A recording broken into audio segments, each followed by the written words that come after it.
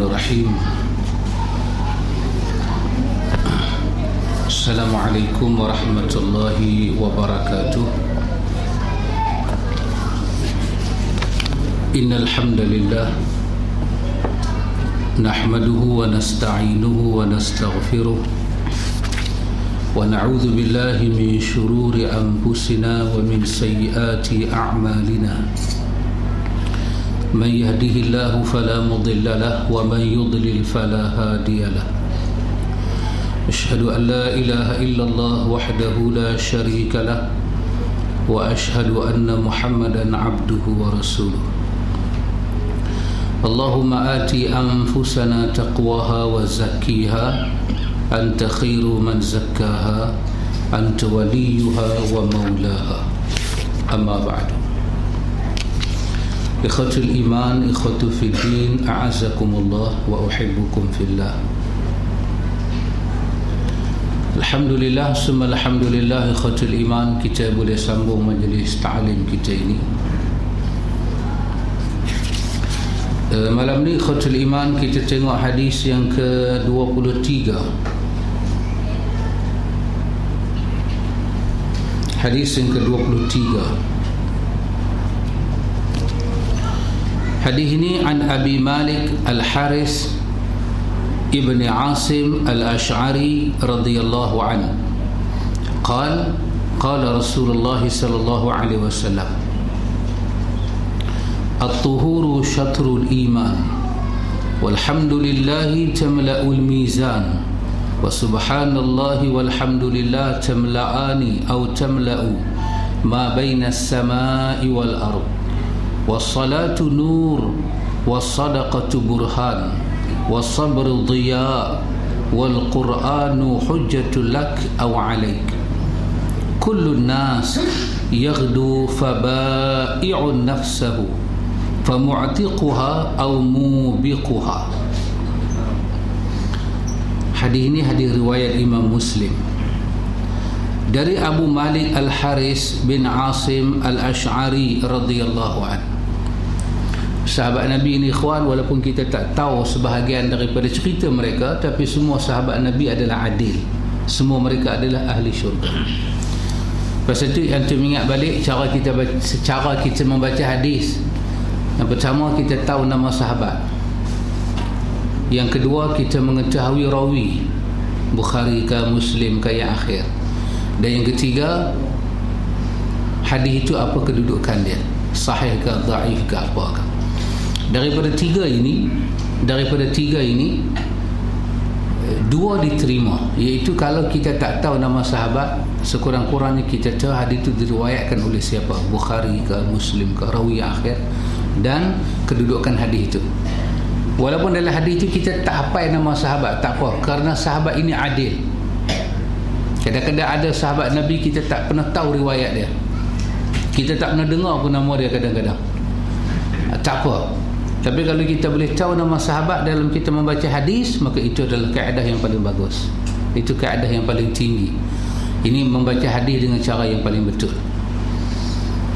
Ini sahabat Nabi Abu Malik Al-Haris bin Asim Al-Ash'ari radhiyallahu anhu. Dia berkata, Rasulullah sallallahu alaihi wasallam bersabda, bersuci itu sebahagian daripada iman. Ucapan Alhamdulillah maknanya segala puji bagi Allah itu memenuhi timbangan. Subhanallah, maha suci Allah, dan Alhamdulillah itu keduanya memenuhi antara langit dan bumi. Salat adalah cahaya, sedekah adalah bukti nyata, kesabaran adalah sinar, sedangkan Al-Quran adalah hujjah yang membelamu atau hujjah yang menuntutmu. Setiap manusia berbuat seakan-akan dia menjual dirinya. Ada yang memerdekakan dirinya sendiri, ada juga yang membinasakan dirinya sendiri. Hadis ini ikhwatul iman, hadis yang ke-23. Hadis yang ke-23 dalam susunan Imam Nawawi rahimahullah. Hadis ni ikhwatul iman, seolah-olah dalam hadis ni Imam Nawawi nak bagi tahu kepada kita, di antara benda yang kita kena tahu, sebab Imam Nawawi menulis hadis 40 dengan dia tulis Riyadhus Shalihin tak sama, cara dia tak sama. Seolah-olah di antara 40 hadis, 40 perkara, di antara 40 perkara yang orang Islam kena tahu secara asas ialah berkenaan dengan apa yang Tuhan nak balas kepada kita bila kita melakukan pengabdian kepada Allah. Seolah-olah Nawawi nak bagi tahu kepada kita, ikhwan, pengabdian kita kepada Allah ni Tuhan tak pernah mensia-siakan. Apa sahaja ikhwatul iman yang kita berbuat untuk Allah Ta'ala tak pernah sia-sia, sekali-kali tak pernah sia-sia. Innallaha la yudhi'u ajral muhsinin. Sesungguhnya Allah tidak akan mensia-siakan, akan memberi balasan kepada orang yang melakukan kebaikan. Cuma tinggal apa yang kita nak tahu daripada balasan Tuhan kepada kita secara sahih, itu saja. Kalau secara dhaif kita tahu, kita tak boleh kita tak boleh orang kata kelebihan itu wujud, tapi secara dhaif bermakna kita tak boleh nak apa orang panggil 100% jiwa kita tu nak pegang 100%. Tak, kita boleh simpan untuk kita, tapi kita nak kemukakan kepada orang, kita kena fikir banyak, sebab riwayat itu riwayat-riwayat yang dhaif. Dhaif bermakna, ikhwan, tidak cukup bukti, ianya tak cukup bukti untuk disandarkan kepada Nabi. Para ulama hadis membahagikan hadis dhaif kepada dua, syiddatul ad'af dengan ghairu syiddatul ad'af, ataupun orang kata dhaif jiddan dengan dhaif ghairu jiddan. Dhaif yang martabat dia syiddatul ad'af, terlampau dhaif sampai setara dengan hadis palsu. Ini haram kita riwayatkan, tak boleh. Yang ni kalau kita riwayat, kita akan termasuk di dalam man kazzaba alayya muta'ammidan. Kita tak riwayatkan, kita tak sebelah. Sebab apa? Dia syiddatul ad'af, kedhaifan dia tu terlampau teruk sangat. Macam mana apabila para ulama hadis boleh membuktikan rawi-rawi itu satu orang yang berdusta? Maksud dia apa dia? Maksud dia matan itu bukan kalam Nabi, dia yang bikin. Dia kata kalam Nabi. Ini terbukti tak boleh. Nanti kita baca dalam kitab yang bernama Tadribur Rawi oleh Imam As-Suyuti. As-Suyuti menyebut nama rawi-rawi yang disebut dengan nama Dajjal. Disebut dengan nama Dajjal, di antaranya Nuh Al-Jami'. Nuh Al-Jami' ni kata para ulama hadis, dia dipanggil Nuh Al-Jami'. Kenapa? Al-Jami' bermakna himpun kan? Masjid Jami', masjid yang buat jemaah lah. Dia dipanggil Nuh Al-Jami' kerana dalam lidah dia berhimpun semua benda kecuali benak aja. Benak aja tak ada, lain semua ada kat lidah dia. Maka ditolak riwayat-riwayat dia. Bila dalam riwayat tu ada nama dia, para ulama akan tolak. Pasal apa? Terbukti dia berbohong kepada Nabi muta'ammidan, dengan sengaja. Pasal itu di antara sebab kenapa berlakunya ilmu mustalahul hadis, di antara empat sebab. Yang keduanya saya masih ingat, di antara keduanya ialah kerana berlakunya pemalsuan hadis. Kenapa berlakunya pemalsuan hadis? Maka sebab-sebab kepada siasatan kepada sanad itu mula dijalankan. Antum akan tengok ulama hadis begitu memberi penelitian kepada sanad. Kenapa? Kerana pemalsuan telah berlaku. Di antaranya juga kenapa ulama hadis begitu teliti masalah sanad, kerana hadis adalah sumber kedua dalam Islam. Antum bayang, sumber tempat kita pegang tunjang kuat, tiba-tiba dia dhaif. Adakah agama kita ni dhaif? Tidak. Mana boleh dhaif? Tiba-tiba dia palsu. Apa ini semua? Tak boleh. Antum bayang, kita duk pegang dengan satu-satu cerita, kita kata ini agama, kita duk pegang. Tiba-tiba berlaku siasatan kepada sanad, terbukti tidak pernah wujud pun cerita itu. Cerita itu tak pernah wujud. Ataupun bukti-bukti yang menyatakan kisah itu wujud terlampau sangat diragukan sehingga tidak ada kita panggil sehingga tidak ada syawahid, tidak ada sokongan-sokongan yang lain untuk bagi tahu kata cerita itu wujud. Sebab Quran rujukan kita yang pertama, fa in tanaza'tum fi syai'in farudduhu ila Allah war rasul. Farudduhu ila Allah, Al-Quran war rasul, sunnah. Pasal itu Imam Ibn Qayyim dengan hebat menyatakan dalam kitab dia A'lamul Muwaqqi'in ketika membahas ayat ni, ya ayyuhallazina amanu atii'ullaha wa atii'ur rasul wa ulil amri minkum. Ibn Qayyim kata kena tahu kenapa ulil amri itu tidak ada wa ati'u, kerana ketaatan kepada ulil amri itu terkandung dalam ketaatan kepada rasul. Bermakna tidak boleh derhaka rasul untuk mentaati orang yang kedua. Kenapa awak taat orang kedua ni? Saya kena taat dia. Adakah awak sanggup menderhakai rasul kerana nak memberi wala kepada dia? Itu tidak boleh. Kerana ketaatan kepada manusia adalah ketaatan kepada rasul. Maka jangan sesiapa taat kepada sesiapa dengan dia kena derhaka kepada Allah dan Rasul. Tidak boleh. Untuk apa kaedah ini wujud? Untuk bagi tahu makam seorang rasul dan nilai kebesaran seorang rasul sebagai pembawa syariat dan wahyu. Tidak ada orang boleh merampas tempat dia. Tidak ada orang boleh sama taraf dengan dia. Tidak boleh dan tidak boleh. Bukan kata tidak boleh, tidak akan kita jumpa. Kalau kita jumpa, bermakna kita jumpa kepalsuan. Kalau ada orang yang kedua sama taraf dengan Rasul yang Allah Ta'ala utuskan, tidak boleh. Kata Imam Ibn Qayyim, Allah berfirman, farudduhu ilallah wa rasul. Fa in tanaza'tum fi syai'in farudduhu ilallah wa rasul. Bila kamu jadi balak, kamu jadi bergegeh, kata orang Kelantan, kamu ada masalah, masing-masing untuk mempertahankan hak masing-masing, farudduhu ilallah wa rasul. Kamu kena kembalikan kepada Allah, kepada Quran, kepada Rasul. Kata Ibn Qayyim, ketika Rasul masih hidup, kena jumpa Rasul, bertanya.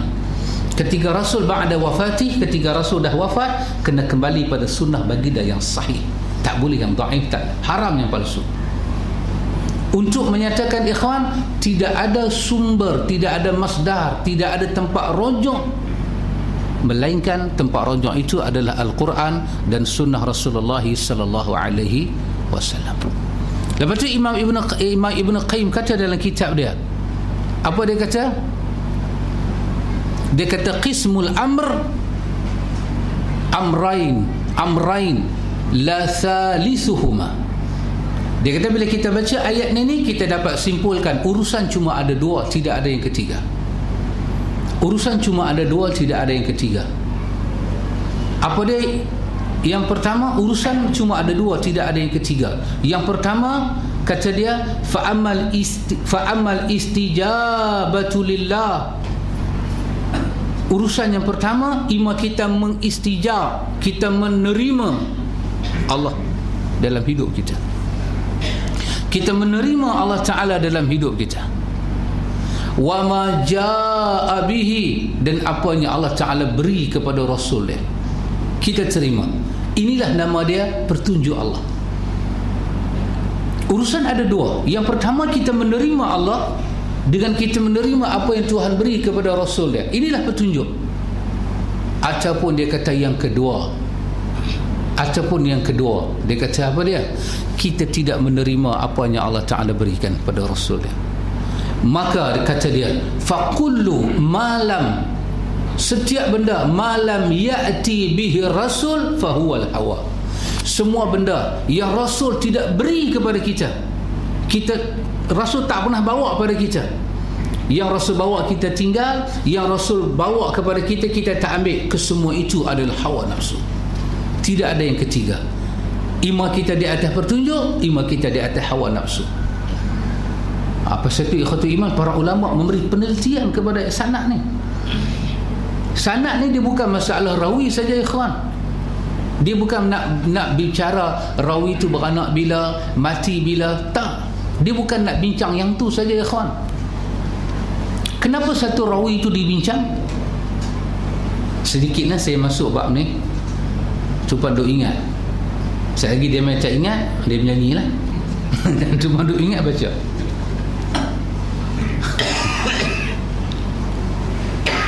Kenapa ikhwatul iman satu rawi itu dibincang? Satu rawi itu dibincang ikhwan kerana benda yang dia bawa. Benda yang dia bawa. Dia bawa apa? Kalau orang kata tak apalah hadis dhaif ni dia masalah rawi saja, dia bukan masalah tank. Oh, silap ikhwan. Silap. Kalau ada orang kata pada kita, apa masalah dengan hadis dhaif ni? Hadis dhaif ni dia cuma masalah rawi. Rawi dituduh dhaif. Manakala apa yang Nabi sebut dalam teks itu tetap daripada Nabi. Oh, tidak ya kawan, bukan begitu. Itu saya kata tadi, hadis dhaif terbahagi kepada dua. Satu syiddatul ad'af, satu ghairu syiddatul ad'af, ataupun bahasa Allah dia kata dhaif jiddan, dhaif ghairu jiddan. Apa makna jiddan? Terlampau dhaif. Apa makna ghairu jiddan? Kedhaifan dia tak terlampau. Kenapa para ulama meneliti soal itu? Kerana rawi ini dia berkaitan dengan benda apa dia bawa. Baik, dalam masalah rawi, kenapa dia disiasat? Kerana dia membawa lafaz Nabi. Dia declare lafaz yang dia sebut tu lafaz Nabi.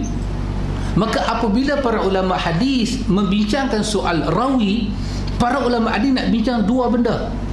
Sejauh mana rawi ini terbukti tak pernah bohong, dan yang kedua, sejauh mana benar teks yang dia bawa itu daripada Nabi.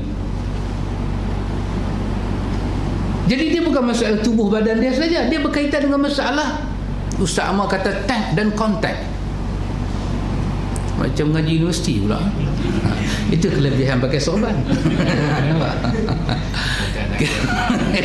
Kita bincang teks dengan konteks. Itu saya ambil bahasa Ustaz Amar lah. Kita orang kampung mana lah kerti bahasa tu semua. Satu rawi dia siasat kerana benda yang dia dakwa. Maka benda yang dia dakwa, pasal tu dalam ilmu hadis ada jarah, ada takdil. Maka satu orang membawa daripada Nabi, kita terima pun tak, kita tolak pun tak. Apa kita buat? Kita ambil ayat daripada surah Hujurat, fatabayyanu. Maka kita siasat. Kenapa? Kalau dia bawa daripada Nabi sahih, kita tolak, kita berdosa. Kalau dia berbohong, benda tu tak ada daripada Nabi, dia berbohong dan kita terima, kita juga berdosa. Supaya berlaku adil, maka rawi itu dia siasat. Maka dalam nak menyiasat itu, maka berlakulah jarah dan ta'dil. Apa dia? Jarah bermakna dengan sifat-sifat rawi itu yang baik, bukti-bukti yang baik. Jarah maksudnya rawi-rawi itu terbukti sifat tak senonoh dia. Tersilap nah. Jarah bermakna satu rawi itu terbukti sifat-sifat bohong dia, macam tu macam ni.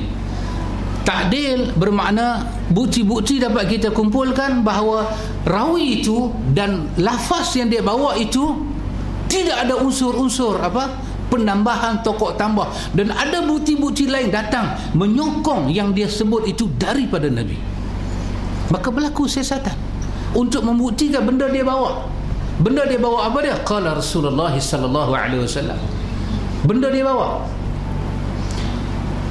Katalah dia kata qala Umar, qala Ibnu Umar, qala Rasulullah. Dia kata telah berkata Ibnu Umar, telah berkata Nabi. Maka kita nak siasat, hak dia kata Ibnu Umar kata Nabi kata tu betulkah? Maka berlakulah siasatan itu. Maka apabila dilihat tak ada bukti, langsung tak ada bukti, maka dia akan masuk dalam bab-bab ditolak. Adapun kalau hadis itu hadis yang dhaif, yang diterima, insya-Allah. Kalau memang lafaz tu daripada Nabi, jangan bimbang ikhwan, dia akan ada hadis lain yang akan sebut seumpama itu, ima ma'nawi, ima lafzi, akan ada. Ima hadis dhaif lain, ima hadis sahih akan ada.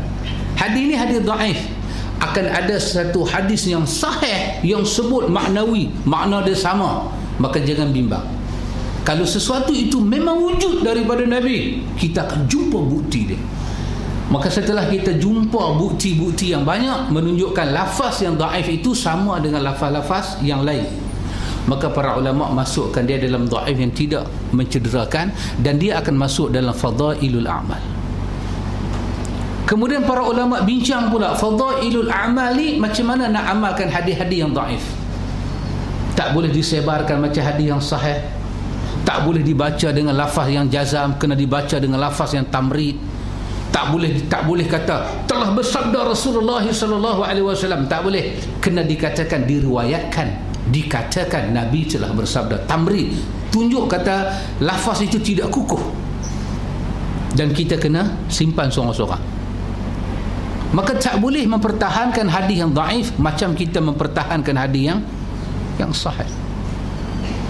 Tapi sayang ikhwan, masyarakat hari ini dia pertahan hadis dhaif macam hadis sahih. Hadis sahih pula dia tak bertahan. Hadis sahih pula orang putih kata, apa orang putih kata?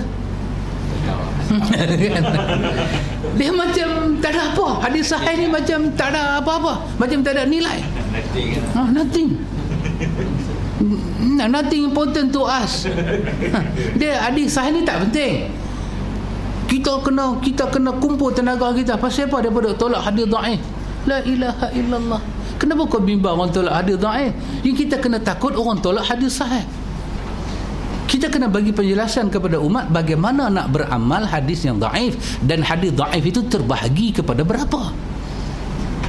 Kenapa wujud perbezaan kedhaifan dia? Kenapa para ulama hadis memberi penelitian kepada sanad tu? Sebab hadis akan jadi sumber kedua rujukan agama. Sumber kedua. Mana boleh sumber kedua ni bermasalah? Sumber pertama Quran, sumber kedua hadis-hadis Nabi. Maka sumber itu kita kena jaga, ikhwan. Maka ulama lebih memberi penelitian apabila berlaku zaman pemalsuan hadis. Maka itu ikhwatul iman. Baik, kita kembali kepada hadis kita ini, ikhwan. Hadis kita ini, ikhwan, di antara hadis Imam Nawawi nak bagi tahu kepada kita, hadis ni daripada kalam Rasulullah yang menghimpunkan sangat dahsyat. Kita kata hadis ni daripada hadis yang azim, hadis yang besar, menceritakan tentang kelebihan-kelebihan itu wujud. Di antaranya Nabi sebut kepada kita apa dia, ikhwan? Nabi sebut kepada kita ialah at-tuhur syatrul iman. Dia dengar, dia tak dengar. Tadi nak tutup ke? Nak tutup. Baik, ikhwatul iman. Baik, dengar kan? Tak dengar. Ikhwatul iman, tak dengar lagi. Dalam tak buka lagi. Dia kena buka dalam dulu. Tak ada lagi. Dia tak dengar. Dengar? Tak dengar lagi. Saya dah pusing dah, habis dah. Tak boleh pergi dah.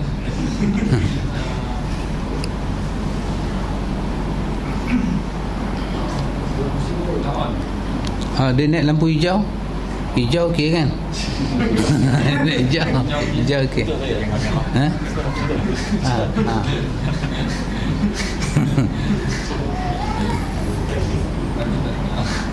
Lagi tak dengar.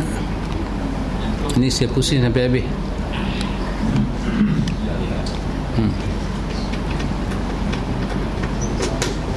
Baik, ikhwatul iman. Pakai ni balik. Tak apa, ikhwatul iman. Nabi mengajak para sahabat tak ada mikrofon pun. No hal. Mikrofon ni no hal. Baik, ikhwatul iman, a'azakumullah. Hadis ni ikhwatul iman, dia kata at-tuhur syatrul iman. Dia nak bagi tahu kepada kita tentang masalah tuhur, suci itu separuh daripada iman. At-taharah, bersuci. Dualah Al-Baqarah 222 kata innallaha yuhibbut tawabin wa yuhibbul mutatahhirin. Allah suka kepada orang yang bertaubat dan Allah suka kepada orang yang membersihkan. At-tawabin, bersih dalam, al-mutatahhirin, bersih daripada hadas kecil dan bersih daripada Hadas besar, bersih tubuh badan, bersih pakaian, dan bersih semua ini. Bila kita ambil ayat semayang, ikhwatul iman, bila kita ambil wudu, kita ambil ayat semayang, kita sedang membersihkan diri kita. Pasal itu kita panggil hadas. Hadas ni daripada perkataan hadatha. Hadatha ni fi'il madhi. Maksud dia apa? Benda baru datang, benda yang datang. Bila satu hadas, bila dia datang cara tak nampak, dia menghalang kita daripada melakukan sesuatu ibadat. Ada ibadat, kerana datang halangan ni, kita tak boleh masuk pada ibadat tu. Hadas bermakna benda yang menghalang kita tapi tak nampak. Hadas ni dia bukan macam benda kita boleh ambil campak. Hadas ni benda. Dia berkaitan dengan syarat, dia berkaitan dengan perbuatan, dia berkaitan dengan pelaksanaan, dan dia berkaitan dengan nawaitu, niat kita. Maka bila kita ingat dalam hati kita, ikhwan, kita nak pergi ambil wudu, kita pun buka ayat ataupun ganti daripada ayat tayamum tanah. Bila kita bertindak ke arah situ, ikhwatul iman, apa yang terjadinya, ikhwatul iman, dia menunjukkan bahawa sifat-sifat keimanan itu tertonjol. Dia sebagai suatu benda, kita kata apa, dia mai kepada kita ni, dia datang kepada diri kita. Kita nak melepaskan diri kita daripada halangan, untuk supaya tak ada halangan kita mentaati Allah. Tak ada wudu, kita tak boleh solat. Dalam hadas besar, kita tak boleh solat. Maka Nabi sebut kepada kita, ikhwan, at-tuhur, at-taharah ni, bab membersihkan ini. Kita ambil ayat, masa kita duk ambil ayat tu, itu ayat yang kita pakai untuk basuh tangan, berkumur, semua itu, perbuatan itu, niat itu semua, dia masuk syatrul iman, bahagian daripada iman. Kenapa? Quran sebut pada kita, ya ayyuhalladzina amanu idza qumtum ila salati faghsilu wujuhakum. Wahai orang yang beriman, bila kamu bangun untuk salat, basuhlah muka kamu. Maka orang beriman, dia tidak akan melakukan satu ibadat yang tanpa dia melalui at-tahar, suci itu, membersihkan diri dia.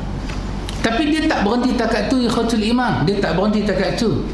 Dia juga seperti yang Allah sebut, ya ayyuhal muddathir qum fa'anzir wa rabbaka fakabbir wa thiyabaka fatahhir wa rujza fahjur.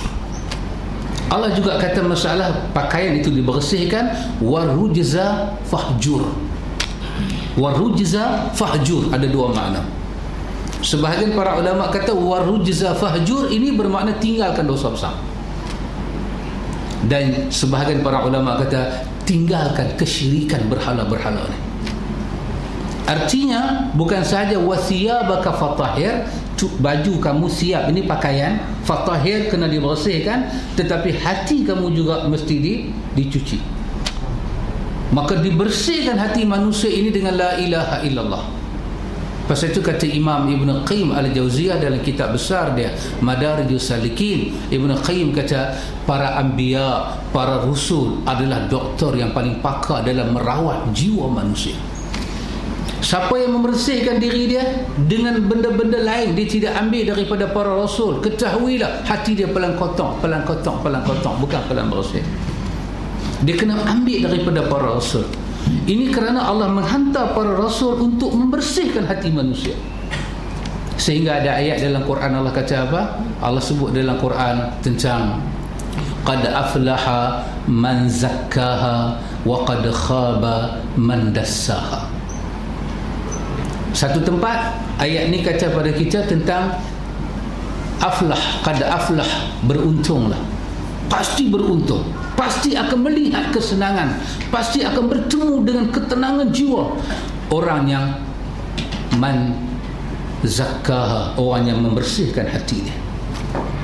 Tak ada manusia, ikhwan, dia bukan percubaan, dia bukan teori, dan dia bukan masuk lab nak try, tak. Membersihkan jiwa bukan try. Hanya Allah saja buat jiwa. Wa nafsin wa ma sawwaha, wa nafsin wa ma sawwaha. Allah buat nafas manusia dan sawwaha, Allah sempurnakan dia. Tuhan yang buat. Pasal itu Allah kata wa ma utitu minal ilmi illa qalila. Hampa tak tahu apa. Hampa tak tahu apa. Yas'alunaka 'anil ruh. Tanya pasal roh, tanya pasal tu. Hampa tak tahu apa. Wa ma utitu minal ilmi illa qalila. Oh, jangan. Dengan ilmu yang sikit, jangan pandai-pandai menduga lautannya luas serta kejiwaan. Dihantar para rasul. Wa qad khaba man dassaha. Akan bertemu dengan ketidakberuntungan. Khaba, akan rugi serugi-ruginya. Man dassaha, siapa biar hati dia tak dibersihkan. Kata para ulama, makna siapa biar hati dia tak dibersihkan, maksud yang pertama, dia tak ambil peduli dalam urusan hati dia. Dia tak belajar tauhid, dia tak ada istighfar, dia tak ada zikrullah, dia tak ada tilawatul Quran, dia tidak ada hubbul khair, dia tak pernah ambil tahu. Hidup dia daripada balik sampailah kena kapan, dia tak pernah ambil tahu dalam hal penyucian jiwa. Dia masuk dalam wa qad khaba man dassaha. Yang kedua, masuk dalam kes ini siapa dia? Orang yang membersihkan jiwa dia, tetapi dia tidak memakai manhaj Rasul, dia pakai jalan orang lain. Maka dia akan masuk dalam ayat itu, wa qad khaba man dassaha. Dia tak akan jumpa aflah man tazakka. Aflah man tazakka. Dalam satu ayat lagi dalam surah Sabihis macam mana? Wa zakara asma rabbih fasalla. Wa zakara asma rabbih fasalla. Kemuncak tazkiyah tu dia boleh ingat Tuhan dengan jalan yang benar sampai pada peringkat fasalla. Dia boleh meletak diri beribadat kepada Allah dengan tenang. Dan nanti kata fasalla, Nabi sendiri kata sallu kama raaitumuni usalli. Pasal itu orang yang tak peduli langsung hal pembersihan jiwa, dia khaba, dia rugi. Dan orang yang membersihkan jiwa, orang yang membersihkan jiwa tapi bukan dengan cara Rasul, dia rugi. Pasal itu ikhwan, hadis yang kita dah baca adalah hadis 40 ni, hadis yang pendek tu, tentang apa? Man amila amalan laisa alaihi amruna fahuwa rad. Oh, dahsyat itu ikhwan. Hadis yang pendek tapi padat, pedas, ditikam sampai naluri manusia. Dia bukan masalah benda kita beramal ini akan sampai pada Tuhan, kemudian Tuhan akan lihat. Dia bukan masalah tu ya kawan. Dia kalau masalah lagu tu tak ada hal sangat. Tapi masalah dia paling besar. Dia kata wa huwa radun. Radun ni maksud dia apa? Tuhan sampai tak mau pandang. Ada orang dia beramal dengan cara Nabi tapi tak sempurna. Dia ikut, dia ada ikhlas, dia buat cara Nabi tapi tak sempurna. Akan dibawa di depan Tuhan, akan dibincang. Kenapa tak sempurna? Bincang. Tapi kes ni, man amila amalan laisa alaihi amrun fa huwa raddun. Benda tu ikhwatul iman, benda tu jadi tak ada dah nak bawa apa. Dia kalau masalah ada tak cukup lain. Kita ada baju tapi lubang sini. Orang bagi kat kita perca kan, bolehlah kita tampai. Lah ni baju tak ada, perca banyak. Nak tampai tak mana? Pasal tu ikhwatul iman, membersihkan jiwa ni dia bukan pengalaman. Nah, awak apa masalah awak? Saya tak tahu lah masalah saya. Mai hari kuliah saya sibuk, tak ada kuliah saya tak sibuk. Itu problem saya. Apa saya pun tak tahu. Kuliah demam. Mai kuliah demam lah, anak tak ada susu time tu lah. Saka nak mai pun time tu lah. Bila tak ada kuliah tenang saja pak. Tak apa, mai saya bagi ubat. Nah, awak ambil zikir ni buat sehari 10,000 kali. Tak ikhwan. Tidak. Kan kita dah baca hadis Imam Ahmad yang begitu hebat berkenaan dengan sahabat Nabi datang pada Nabi, ya Rasulullah, izinkan aku berzina. Nabi beralih muka kan. Lepas tu Nabi kata, hang suka tak orang berzina dengan mak hang? Hang suka tak orang berzina dengan adik perempuan hang, dengan kakak hang, dengan anak hang, dengan bini hang? Saya tak suka. Nabi kata orang lain pun tak suka benda sama jadi kat dia. Lepas tu Nabi tadah tangan, Allahumma tahhir qalbahu wa ahsin farjahu. Ya Allah, bersihkanlah jiwa dia dan sucikanlah kemaluan dia. Imam Ahmad kata apa? Hadza min hadithul azim. Ini di antara hadis yang cukup besar dan istimewa. Bagaimana hadis ni menunjukkan kedahsyatan seorang rasul memahami tak mana dia nak merawat jiwa manusia. Tak ada orang boleh rawat, ikhwan. Kita rawat, antum tengok silap kita rawat, semua kita rawat dengan ayak jampi. Itu menunjukkan kita tak tahu tentang jiwa, ikhwan. Kita tak tahu langsung. Nabi suruh orang yang mengalami masalah ini memberanikan diri dia, ambil ayat semayang, yang buat dosa ni ambil ayat semayang, hampak sejadah, mohon ampun pada Tuhan. Jangan guna aku sebagai wakil, kau sendiri datang kepada Tuhan. Kita tengok betapa besarnya tarbiyah dan tazkiyah Nabi bawa kepada kita. Kau sendiri pergi minta ampun pada Tuhan. Kau pergi minta ampun pada Tuhan. Bila kau buat satu dosa yang tak menenangkan jiwa, itu kata para ulama, menunjukkan kita dalam dosa besar. Bila kita buat satu dosa, orang tahu kita jadi cuak. Bila kita buat satu benda, kita nak kalau boleh orang tak nampak, kita buat pun sorok-sorok, tiba-tiba orang tahu, dia main, aduh, tak boleh duduk. Nabi kata, ambil semayang 2 rakaat, minta ampun pada Allah. Kau minta ampun sendiri pada Allah, kau mengaku silap kau depan Tuhan. Nabi mengajar apa? Nabi kata, ad-du'a huwal ibadah. Hadis Nu'man bin Bashir. Doa adalah ibadah. Betul. Bila Abu Bakar datang pada Nabi, ya Rasulullah, apa yang saya nak ucap? Nabi kata, sebutlah, Allahumma inni zalamtu nafsi zulman kathira faghfirli, la yaghfiru zunuba illa anta. Ya Allah, aku dah zalim dengan diriku banyak sekali, ya Allah, rahmatilah aku, ampunlah aku. Tak ada siapa boleh ampun dosa melainkan hang seorang, ya Allah. Nabi suruh kita pergi, ikhwan. Itu alhamdulillah. InsyaAllah lepas ni siapa main lambat, kita bagi pingat Datuk. InsyaAllah. Alhamdulillah. Siapa? Alhamdulillah, nikmat Allah. Allah, dosa kita banyak dah, Tuhan ampun, kan. Yang lalu saja dapat keampunan Tuhan, tambah yang mai. Yang mai, alhamdulillah. Mailah. Majlis ta'lim ni istimewa. Datanglah majlis ta'lim. Lepas itu kata Imam Ibn Qayyim, cari hati kamu di 3 tempat. Betul? Cari hati kamu di 3 tempat. Satu, bila kau baca Quran ataupun kau dengar orang baca Quran, cari hati kau di situ. Berhenti tadabbur dan baca doa. Rawat hati kau dengan tadabbur. Bila orang baca Quran, alif lam mim zalikal kitabu la raiba fihi hudal lil muttaqin. Ni luar semayang lah. Berhenti sah.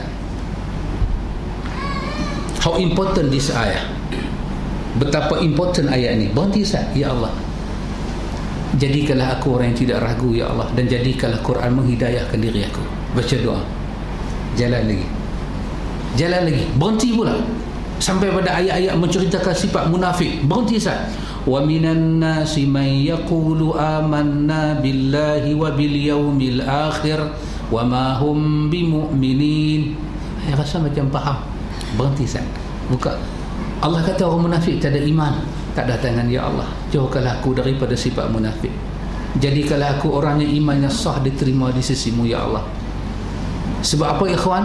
Sebab kita bila kita mati, baru kita tahu nikmat yang terbesar adalah iman dan Islam. Kenapa? Kerana tanpa iman dan Islam tertutup pintu syurga buat selama-lamanya. Orang kafir tak boleh masuk syurga, bukan kerana dia tu miskin, dia pakai lok pendek sangat, dah, tapi kerana dia tak ada Islam. Retilah kita. Dengan itu kita faham syurga tak dapat dimasuki dengan Islam dan iman. Fahamlah kita, nikmat yang paling besar adalah nikmat iman. Kalau kita duduk dalam dunia, kita kurang duit sikit, bermakna kita bukan hilang benda yang besar, dan kita bukan tak ada benda yang paling besar. Kita perlu, betul kita perlu, tapi kita bukan kehilangan benda yang paling besar. Dengan itu kita mengetahui apakah yang menghalang kita masuk syurga. Yang menghalang kita masuk syurga adalah kufur kepada Allah. Dengan itu kita mengetahui dosa yang paling besar dalam muka dunia ini adalah kufur kepada Allah.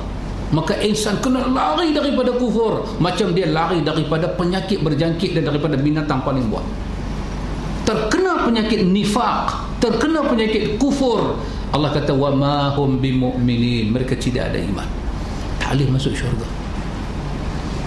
Kerana itu ikhwatul iman, apabila manusia merawat diri dia bukan dengan jalan para rasul, dia akan terkena wa qad khaba man dassaha, dia akan rugi, dia akan rugi, dia akan rugi. Pasal itu kita nampak daripada perjalanan para sahabat Nabi, kenapa Abdullah bin Mas'ud marah orang di Masjid Kufah itu tunggu semayang kan. Ada orang kata hadis ini hadis yang dhaif, silalah rujuk dalam Sunan Ad-Darimi, tengok nilai hadis itu. Hadis itu, asar itu adalah asar yang sahih. Para ulama hadis akan meneliti asar. Apabila para sahabat sama-sama mereka kurang penelitian, tapi apabila para sahabat bercakap dan kaitkan dengan Nabi, penelitian ulama hadis akan ketat. Dalam teks itu Abdullah bin Abbas menyebut tentang perkataan Nabi, waihakum ya ummat Muhammad.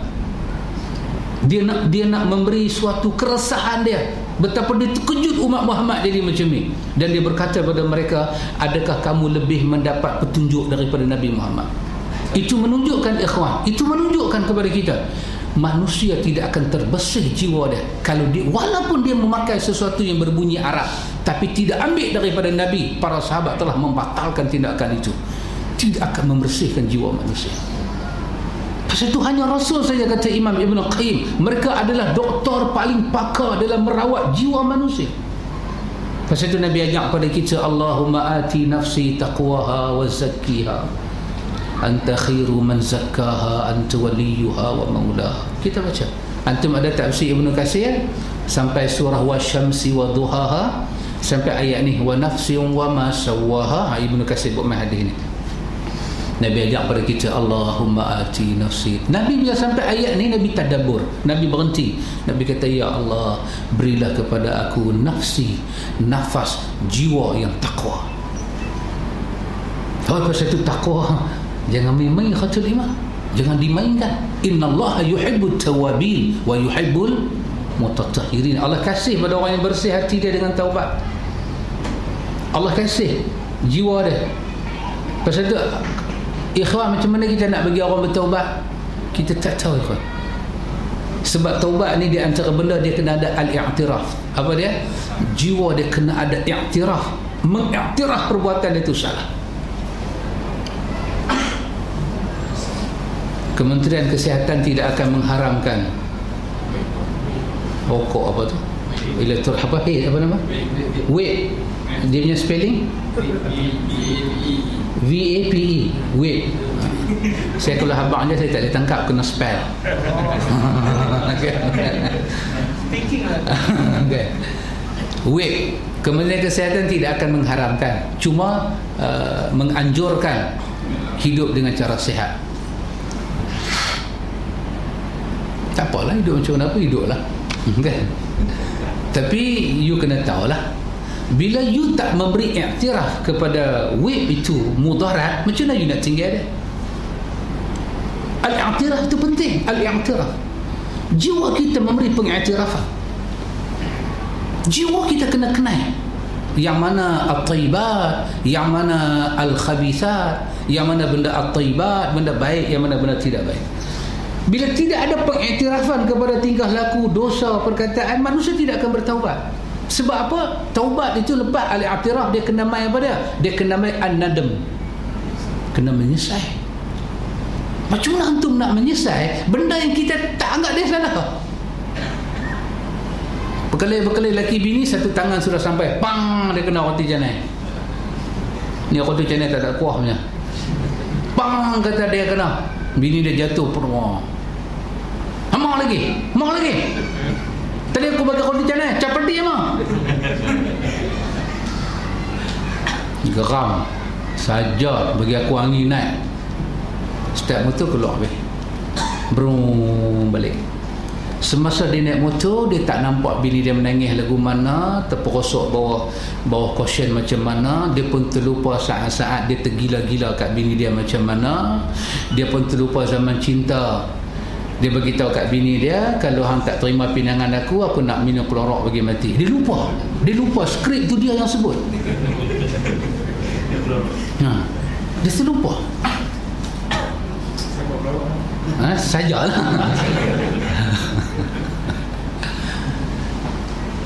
Anda tengok. Tapi macam mana dia nak dia balik-balik tengok bini dia duduk tidur, satu macamnya merah datang sini, macam pakai eyeshadow aja. Dia tengok tak ada apa-apa. Dalam dia duduk tengok bini dia tidur lagu tu dengan tersedu-sedu. Dia kata, lain kali minta lagi dah. Lain kali minta lagi. Aku bagi ke hang martabak raja punya. Maknanya double punya martabak. Tapi kalau satu orang tangan dia ternaik, kena. Astaghfirullahaladzim, apa aku dah buat? Baru dia boleh minta maaf. Baru dia boleh menyesal. Ya Allah. Aduh, dia jadi abang Allah. Silap. Tersilap. Dia main segala. Kenangan manis kau dan aku takkan ku lupa. Ni Azura dengan Zack ni. Kan? Satu lagu kan dia menyanyi, kenangan manis kau dan aku takkan ku lupa. Betul ke lirik tu? Kan ada korang nak tambah ke mana-mana. Kan? Dia terlupa kenangan manis. Dia terlupa.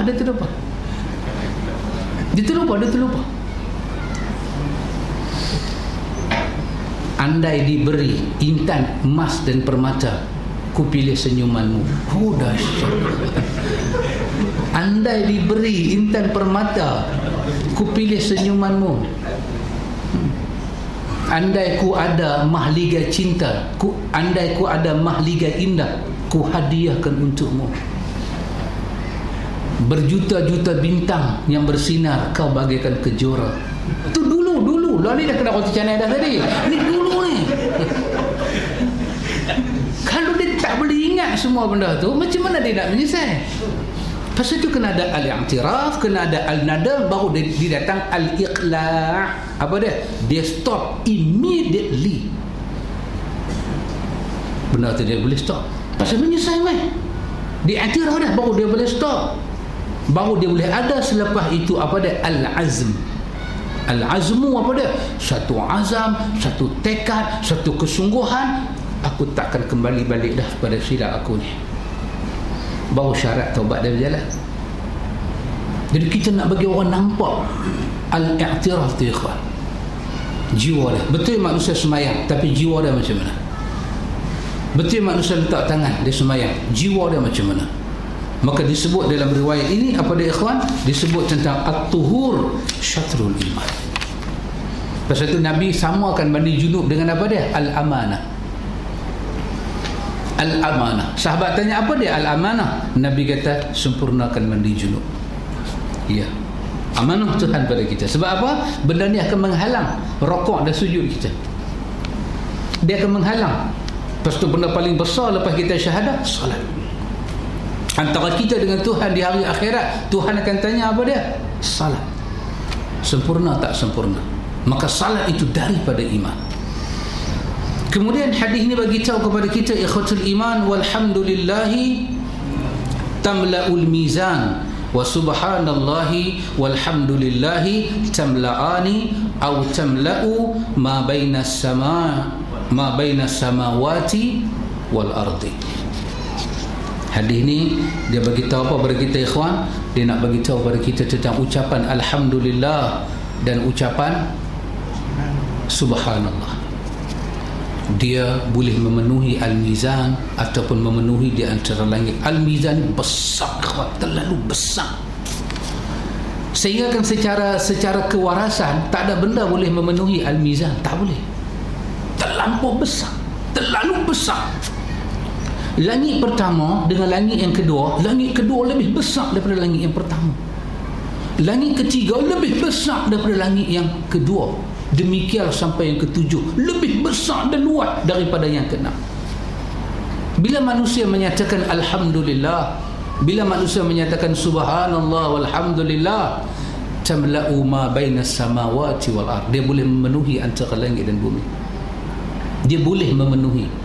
Bukan kata dia memenuhi ruang tu, tak, terlampau besar.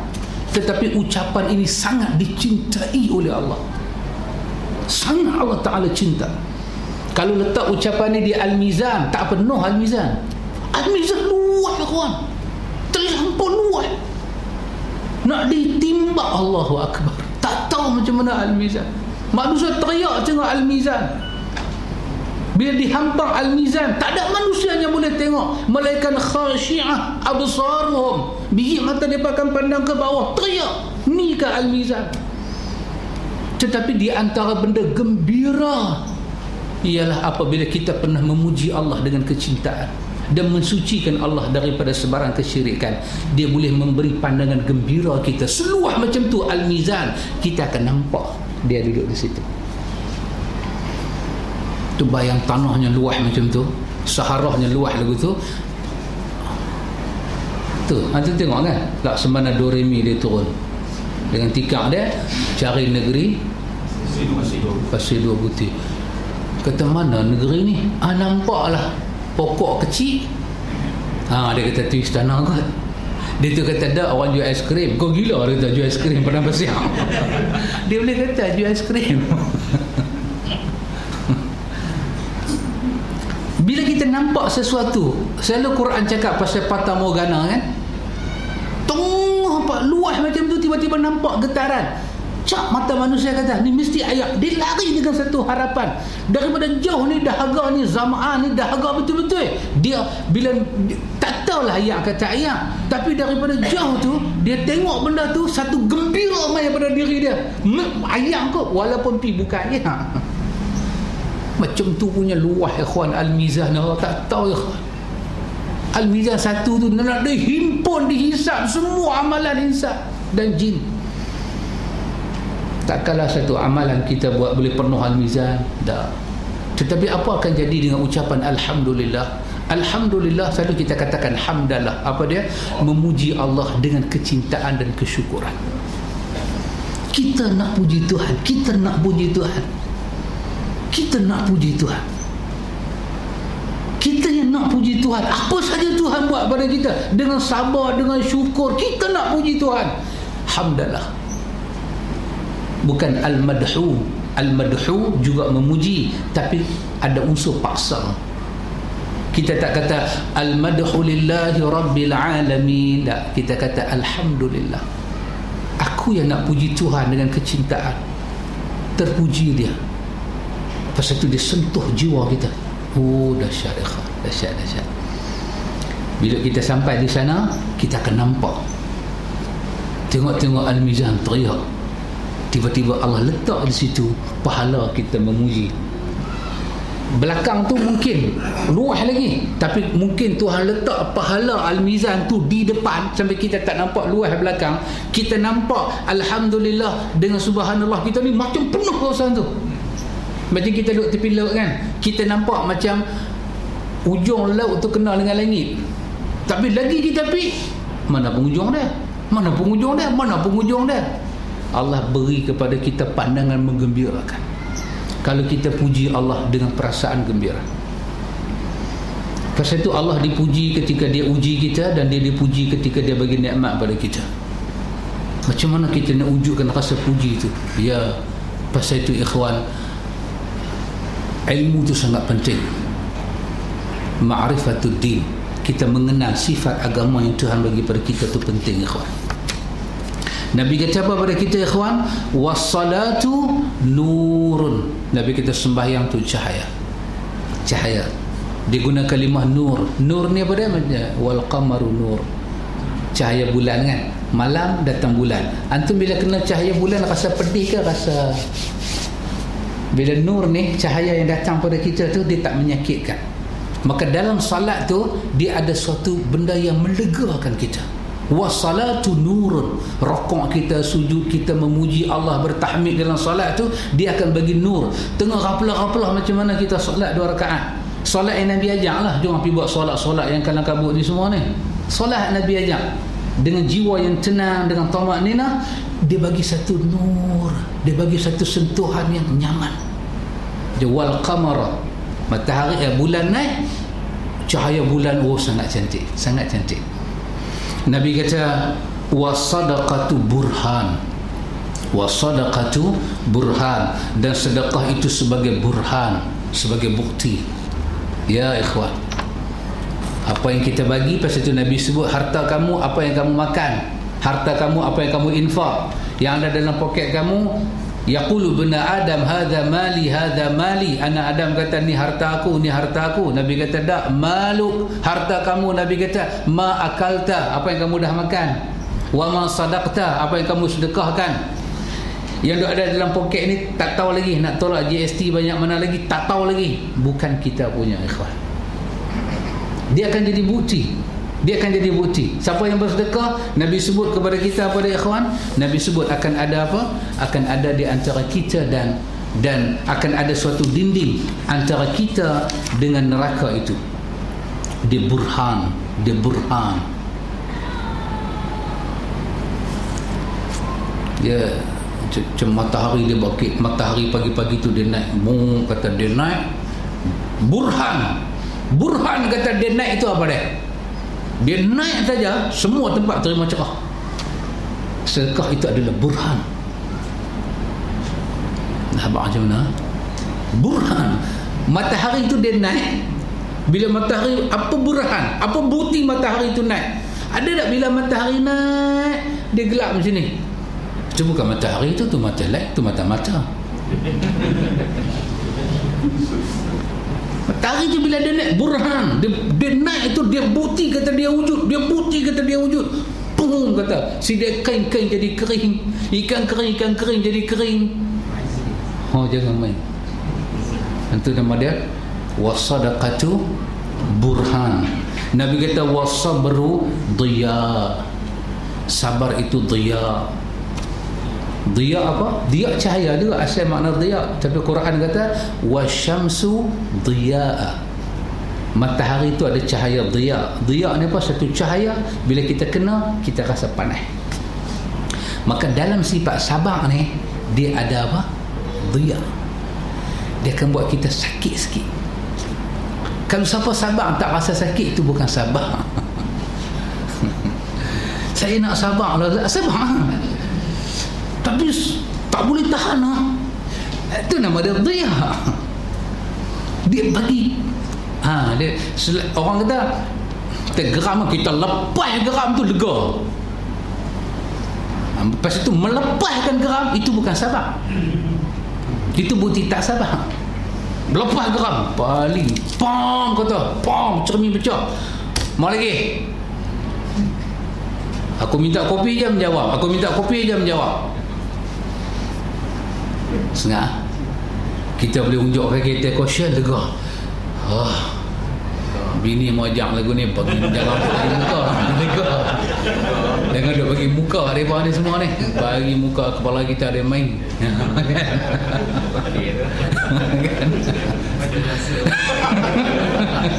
Contoh saya pakai serban.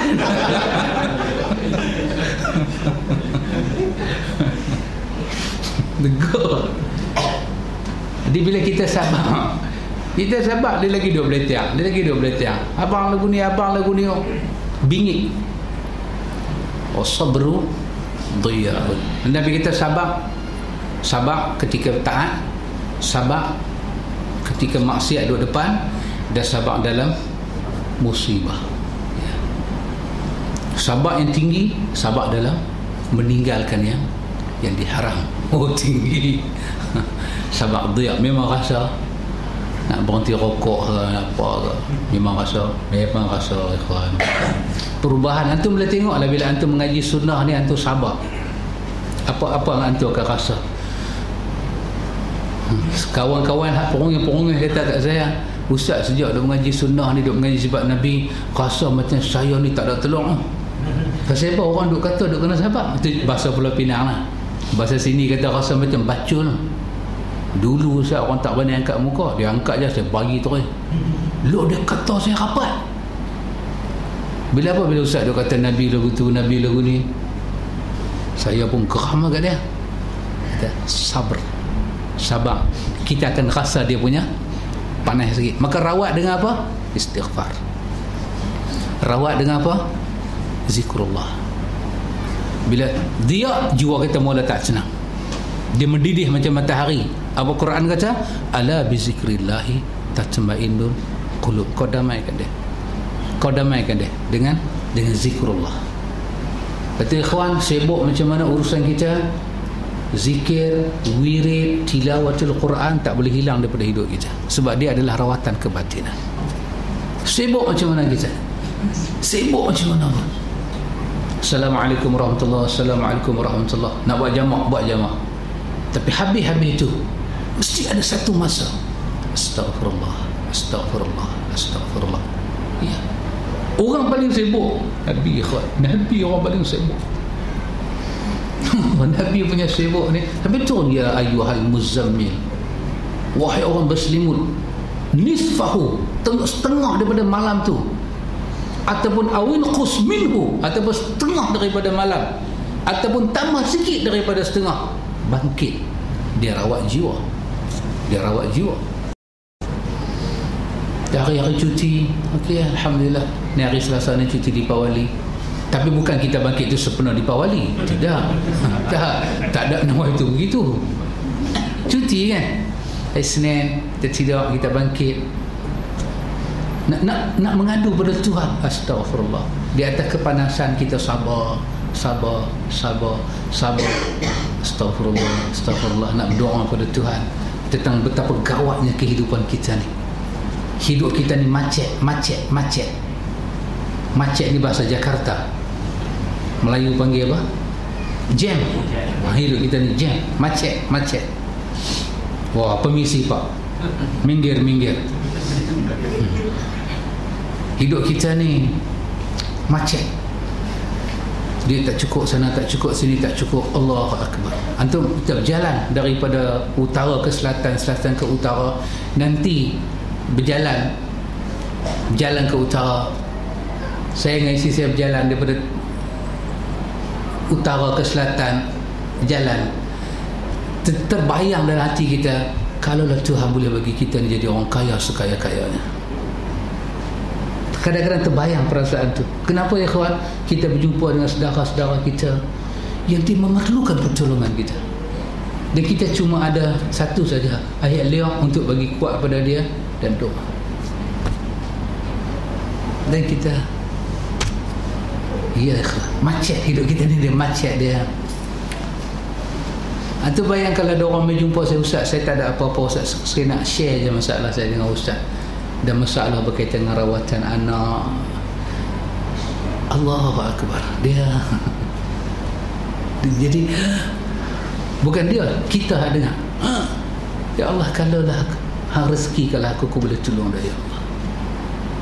Isteri saya kata saya, kata abang salah tak? Isteri saya panggil abang, bukan dia panggil Ustaz. Ustaz orang lain panggil kan? Dia panggil saya Ustaz, dia kena jentik hidung kan? Dulu masa saya kahwin dengan isteri saya, kami kahwin tak bercinta, lepas kahwin baru cinta. Saya kahwin, dia tak kenal saya kira berani je randuk yang masuk Minang, tapi punya semai hajat lah banyak kali. Saya kata kat dia, kalau dia tak terima pinangan saya tak balik ke Malaysia dah. Salah satu sebab saya balik, saya dia. Itulah kalau ku ada mahlika indah, ku hadiahkan untukmu. Tapi nak buat lagu mana, aku bangsa.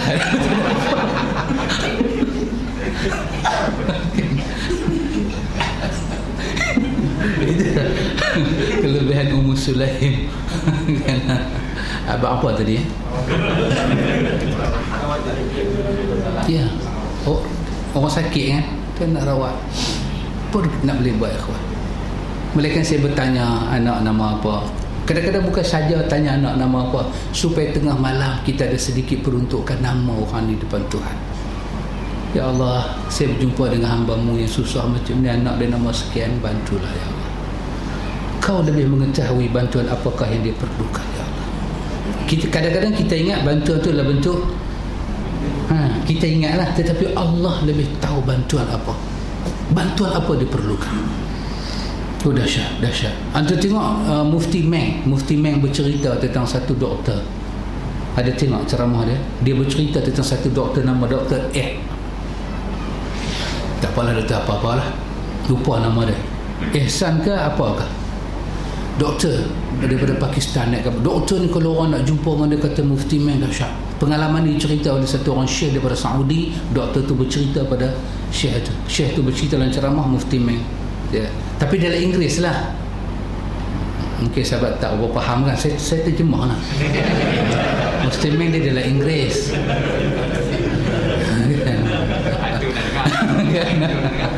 Dia punya public talk in Inggeris lah kan.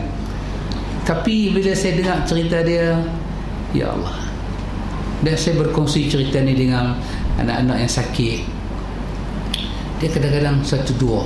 Ada satu cerita daripada Ustaz Luqman Madinah. Ustaz Luqman cerita bagaimana keajaiban kita bergantung, berdoa pada Allah, pohon pada Allah. Cerita Ustaz Luqman menarik.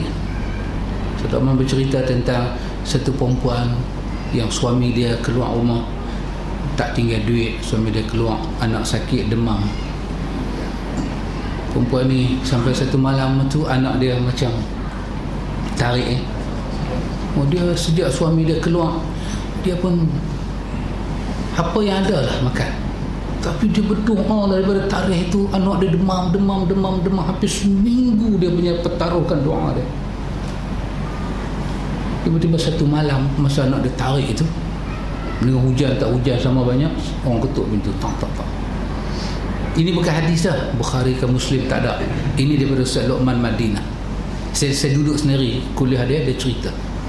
Masa tu dia buat kuliah duha, dia membahas kitab Al-Asma'ul Husna, dia baca ilmi. Kitab tu saya mengaji dengan dia. Dia cerita kutuk tak. Ya, satu doktor masuk. Doktor kata, mana anak awak?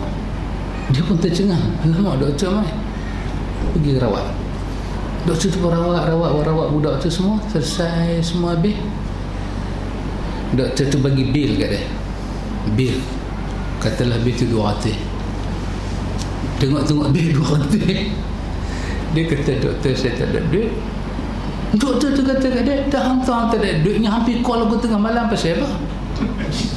Dah hantar tak ada duit, hampir call aku tengah malam pasal apa?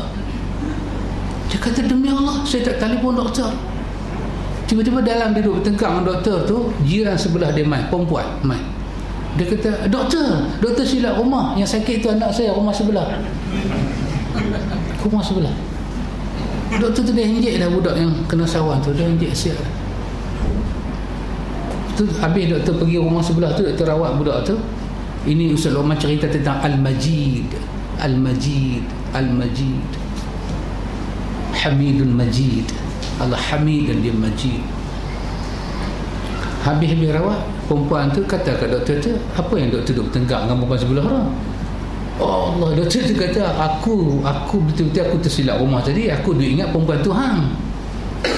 Pasal perempuan tu yang anak dia sakit juga, dia call. Jadi aku pergi retuk rumah sebelah tu. Kebetulan anak dia pun sakit, lebih teruk pada anak hang. Aku tak mahu cakap banyak lah. Aku bagi injek semua, aku bagi bil, dia duduk bagai Hindu kat aku. Dia kata dia tak panggil, tak tahu tengah aku duduk tegak dia hang mai, rupanya aku silap rumah. Perempuan tu kata dekat doktor, tak apa doktor, dia suami dia memang tak ada, bil dia saya bayar, tolong rawat anak kami berdua. Anda tengok, Tuhan boleh buat kesilapan satu orang untuk manfaat satu orang. Apa yang perlu kita buat? Permohonan kita kepada Allah tak boleh putus. Yang Mufti Meng pula cerita tentang doktor Pakistan tu, nak bertemu dengan dia pun dalam masa 6 bulan baru boleh buat. Dia pun nak pergi daerah Pakistan juga, naik kapal terbang, dengan kehendak Allah ribut macam mana, kapal terbang dia tak sampai tempat tu kena landing. Dia tanya kepada dia pun, berapa lama hampa nak? Saya pun baru ni naik kapal terbang pergi Johor. Dia pusing-pusing, dia kata minta maaf kenapa tak balik, kesilapan teknikal, turun lah balik. Itu kalau saya naik tadi pergi Pakistan, tak pergi Johor. Duduklah turun balik, sekejap lagi naik pula pergi Pakistan, ada pergi Johor. Itu tengok kapal terbang turun, tanya apa, dia kata makan masa berjam-jam. So doktor ni pun ambil peluang naik taksi, pusinglah bandar. Jalan dia pusing bandar dengan hujan dengan tu lagu ni. Dia berhenti ke satu tempat, dia nak sembahyang, taksi tu membuat meragam sikit. Ada satu rumah bagi salam, bertumpang sembahyang, tu pun sembahyang. Habis-habis dah sembahyang semua, doktor pakar ni terpandang satu budak macam sakit juga. Kita pasal apa dengan budak ni? What happened to this child? Child kan? Child. Kata dia sakit. Siapa ni? Saya adalah grandmother dia. Oh, dia sakit apa? Kata tak tahu lah, saya pergi semua doktor. Doktor kata anak awak ni kalau ikut dari segi ilmu kedoktoran, hanya ada satu doktor saja boleh rawat, dan untuk bertemu dengan dia makan masa 6 bulan. Dia kata aku berdoa pada Tuhan siang malam supaya aku punya temu ni date dengan dia tu dapat. Doktor ni tanya, doktor yang nak buat lagi 6 bulan tu nama apa? Dia abang Doktor Ihsan. Terduduk doktor ni menangis dia. Kata Mufti Meng, every day I pray to Allah supaya Allah bagi mudah urusan aku ni. Allah bagi mudah. Doktor kata doa hang dimakbulkan oleh Tuhan dengan ribut, dengan kilat. Kapal terbangnya aku naik tu sampai tak boleh terbang, melainkan aku kena singgah sini dulu. Doktornya yang nak buat 6 bulan punya janji tu aku. Tu tengok Dr. Mufti Meng cerita bagaimana semangat kita ini berdoa kepada Allah, sebab Allah Ta'ala itu dialah satu-satu as-samad. Ketika kita tengok kesusahan orang ikhwatul iman, kita kadang tertahap, ya Allah bagilah rezeki banyak, kakak aku nak tolong. Tapi betul Allah boleh bagi rezeki pada kita banyak, tapi belum tentu rezeki itu akan bermanfaat pada orang lain. Tetapi ada benda yang terlalu bermanfaat untuk orang lain. Doa di belakang saudara kita. Di ziarah orang kita, sahabat nama apa sahabat, anak nama apa, isteri nama apa. Bukan kita ni busybody. Kita nak peruntukkan satu doa kita tengah malam untuk sahabat kita. Ya Allah, mereka suami isteri susah, ya Allah, Hang bantulah mereka. Hang tahu kesusahan mereka. Allahu Akbar. Semalam saya jumpa satu sahabat kerja di Singapura, balik dari Singapura jaga anak di hospital, balik tempat kerja terus ke hospital, tidur di hospital, pukul 4 pagi pula bangkit daripada hospital pergi balik Singapura. Isteri pula main jaga. Saat ni daripada Singapura pukul 4 dia balik kerja, pukul maghrib baru sampai di hospital, isteri pula balik ke rumah. Allahu Akbar. Kita duduk depan, ya Allah, kita mengharapkan doa kita ni jadi makbul lah, supaya Allah mendengar doa kita. Kita sebut nama orang-orang macam ni, kita tengok anak kita hak ni sakit, kita pergi hospital. Sebelum semai sini saya pergi hospital dengan kawan, satu sahabat kita, perut dia ni keras macam helmet. Doktor kata nak potong, keras macam helmet, tak boleh menyawa masuk hospital. Kawan kata ustaz kita pergi tengok. Masa saya pergi tu doktor tepuk sini, Allahu Akbar. Apa kita Allahumma anta syafi, kata Nabi Ibrahim, wa iza maritu fahuwa yashfi, bila aku sakit hanglah bagi sembuh ya Allah. So, ya Allah sembuhkanlah dia, ya Allah sembuhkanlah dia. Kalau hidup itu baik untuk dia, kau hidupkanlah dia. Kalau kau ambil dia baik untuk dia, kau ambilkanlah dia. Kau lah yang mengetahui segala-gala ya Allah, kami tak tahu. Dan kau mengetahui maksud permintaan kami ini ya Allah. Kadang-kadang kita tak tahu maksud dia. Kita minta sembuh, tapi kita tak tahu. Allah yang Maha tahu. Pasal itu ikhwatul iman, doa kita ini ikhwan, oh Allahu Akbar. Wasabru diya. Kita akan rasa panas bila kita sabar. Kita sabar untuk taat, kita sabar untuk tinggalkan maksiat, kita sabar dalam musibah. Sabar dalam musibah. Dan Nabi kata pada kita, wal Qur'anu hujjatul lak aw 'alaik. Quran itu ikhwatul iman, dia boleh jadi pembela kita, dan dia boleh jadi sebagai di hari akhirat dia akan jadi saksi bahawa kita jauh dengan dia. Sebab itu kita dengan Quran ini, kalau kita baca Quran, tidak ada Jaga orang baca salah berdosa. Tak ada ikhwan, tak ada. Nabi kata 2 pahala. Yang berdosa tu apa? Istihza, main-main. Kita tergelak lah dia baca tak betul kan, tapi kena kita punya gelak tu kena ada, jangan sampai infinity. Kok kaki tangan semua naik ke langit, habis dah punya gelak, Allah, mengguling macam tenggiling. Dia tu pucat tu muka kita, ini infinity, tak boleh. Dia kan macam Pak Abu gelak tu kan. Pak Abu ni gelak banyak sangat Pak Abu. Dari dia bagi huruf M. Pak Abu kena trompet. Saya dulu kawan-kawan mengaji memang kita nak tergelak. Alif di atas kad mati, askar dia begitu. Boleh tak gelak? Saya kata awak tak Ami. Tapi hak dia. Sebab orang baca Quran dalam keadaan tak betul, 2 pahala. Pahala baca dan pahala belajar. Dia kena buktilah dia belajar. Sekali baca lepas tu dia tinggal dah, itu bukan belajar. Orang yang baca Quran hebat, malaikat datang dengar bersama dengan malaikat menyaksikan bacaan dia, akan jadi harum kehidupan dia. Quran di hari akhirat cari dia nak bagi syafaat. Itu kita jumpa dalam hadis Abi Umamah, kita jumpa dalam hadis Osman. Semua hadis-hadis nilai dan sahih belaka. Dan akhirnya Nabi kata kepada kita, kullun nasi yaghdu fabai'un nafsahu famu'tiquha aw mubiquha. Nabi SAW kata kepada kita, ikhwatul iman, tentang keadaan manusia ni. Nabi kata pada kita, semua manusia pada waktu pagi dia keluar dalam keadaan dia mempertaruhkan diri dia. Manusia bertaruh diri dia untuk hidup. Untuk hidup dia akan bertaruh diri dia. Manusia bertaruh diri dia untuk hidup. Nabi kata ada yang membebaskan diri, ada pula yang membinasakan diri. Ada yang binasa dengan kehidupan ni ikhwan, ada yang bebas. Ada yang boleh istiqamah dengan agama, ada yang tak boleh istiqamah. Jadi seolah-olah An-Nawawi nak kita tahu hadis ni ikhwan. Hadis ni dia berkaitan dengan apa? Berkaitan dengan fadilat. Nabi beritahu pada kita. Memang dalam agama kita ni ada bab nama dia fadilat. Dalam Riyadhus Salihin ada bab tentang fadilat, keutamaan. Sahih Bukhari ada bab tentang fadail, keutamaan. Keutamaan sahabat Nabi, Quran, semua ada keutamaan belaka. Sebab keutamaan ini untuk bagi tahu pada kita betapa Allah tak pernah mensia-siakan kita. Imam perasaan kita sikit diuji, balasan dari sisi Allah. Ya, kita sakit, pasal memang sabar ni sakit. Tetapi yang Tuhan sedia di belakang itu, Allah.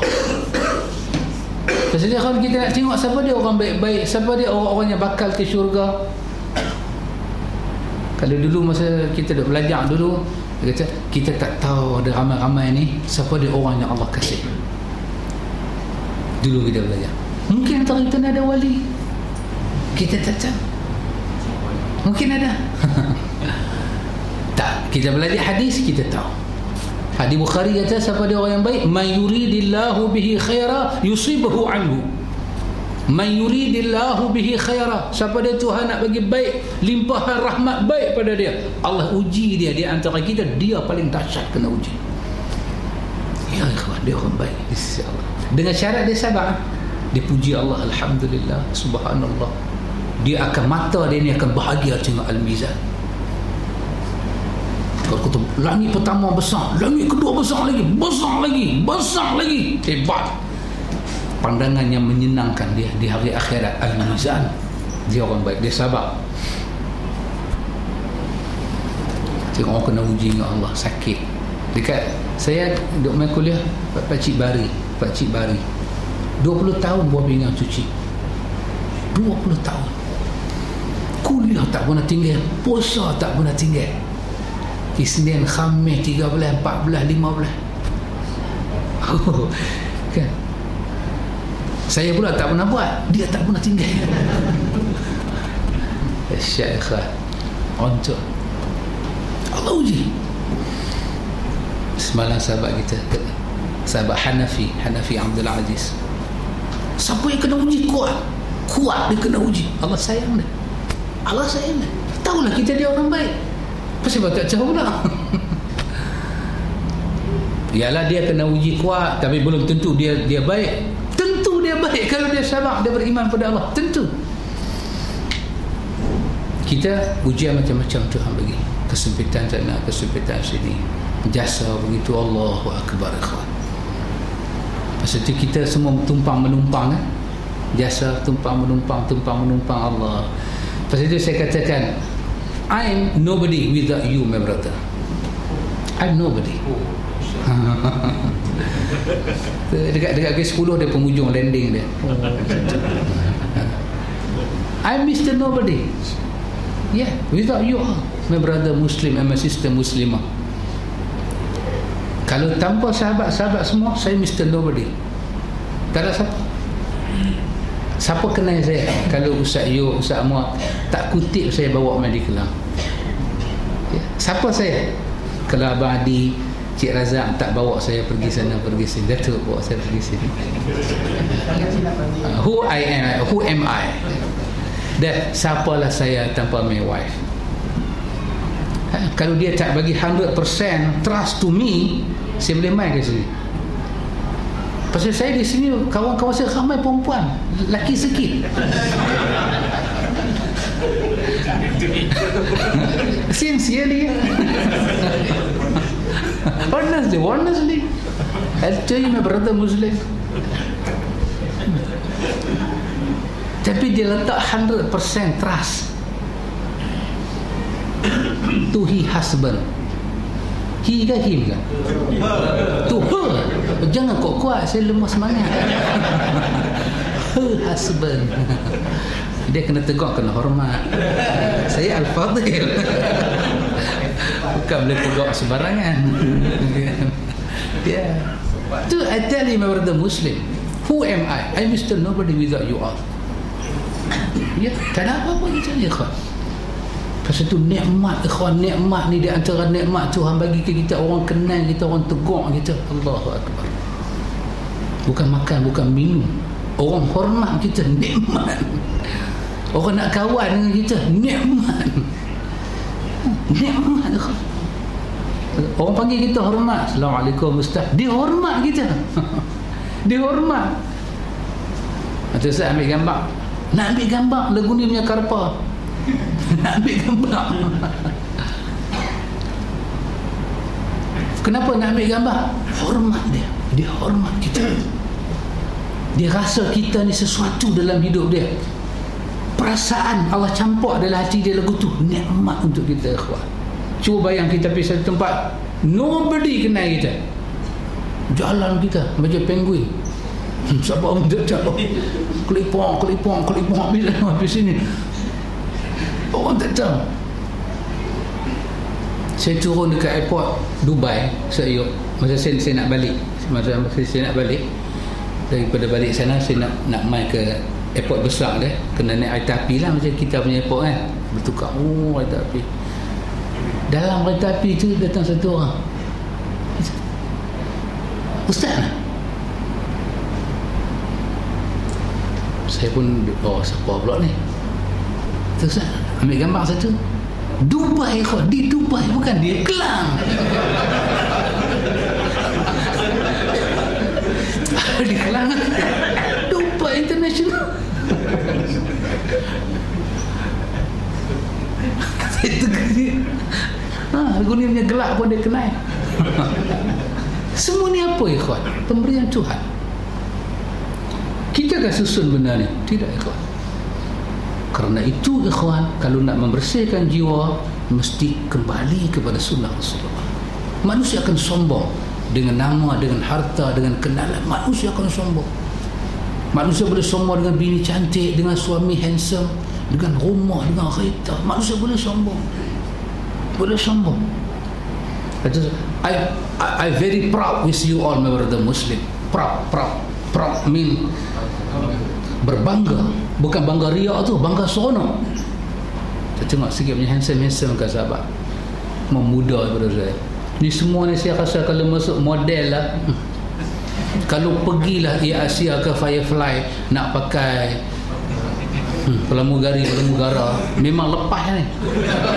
Memang lepas. Muka handsome, badan sasa, cantik, kemat. Pukul 10 pun tak tunjuk tanda-tanda mengantuk. Dahsyat ikhwan.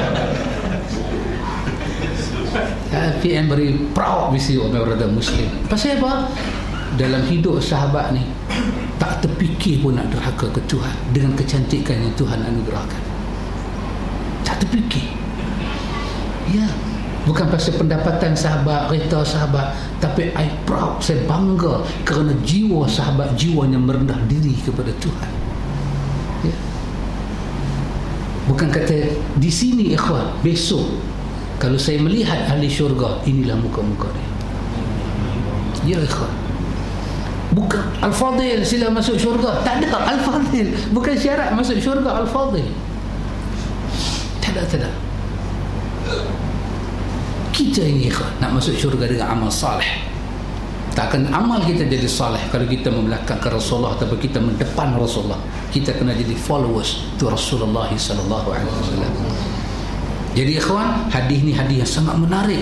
Dia menjelaskan kepada kita bagaimana kita boleh mengetahui asas-asas agama itu. InsyaAllah ikhwan, diberi kepada kita kesihatan, umur yang panjang. Kita hadis apa kita tak baca lagi? Habis dah? Habis dah? Oh banyak lagi. Ya, ada satu hadis pendek tu. Saya rasa kita baca tak lagi. Hadis berkenaan dengan malu.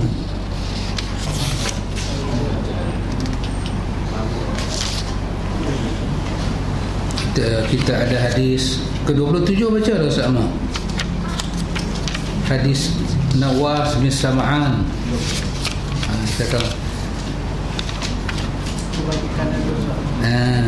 Kita akan tengok hadis tu, hadis yang iman dan istiqamah, jalan menuju syurga. Tu hadis yang ke-20 baca ada ke?